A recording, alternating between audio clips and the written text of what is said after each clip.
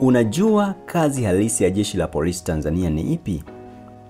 Wengi wanasema ni kukamata wahalifu tu, lakini ukweli ni zaidi ya hapo. Leo Jack Media TZ tunakuletea kazi kuu za Jeshi la Polisi Tanzania, nguzo ya amani na usalama wa nchi yetu.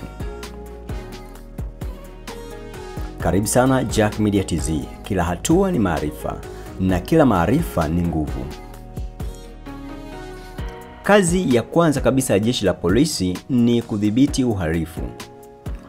Wanafanya doria, kukusanya taarifa za kihalifu na kuwakamata wahalifu kabla hawajaleta madhara kwa jamii.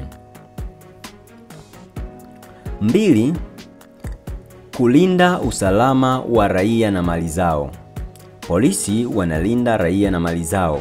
Wapo kila kona, kwenye misafara ya viongozi, mikutano mikubwa na matamasha, na hata kwenye mitaa yetu, kuhakikisha tunalala salama. 3. Usalama barabarani. Kitengo cha trafiki ni sehemu muhimu ya Jeshi la Polisi. Wanafanya kazi kubwa kudhibiti ajali, kufundisha sheria za barabarani na kuhakikisha madereva wanazingatia taratibu za usalama. 4. Huduma za dharura na uokoaji. Katika majanga kama moto, mafuriko au ajali, polisi huwa wa kwanza kufika eneo la tukio. Ni jeshi lenye moyo wa kujitolea kulinda maisha ya watu bila kujali hatari. 5. Ushirikiano na jamii. Jeshi la Polisi hushirikiana na wananchi kudumisha amani. Wanatoa elimu, ushauri na motisha ya kuwa walinzi wa amani majumbani mwetu.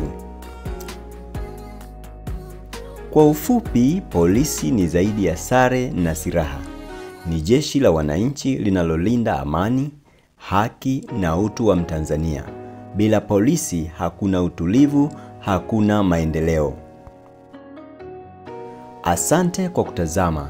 Usisahau kusubscribe hapa Jack Media TZ kwa video nyingine za elimu, uhalisia wa majeshi yetu na fursa mbalimbali nchini Tanzania.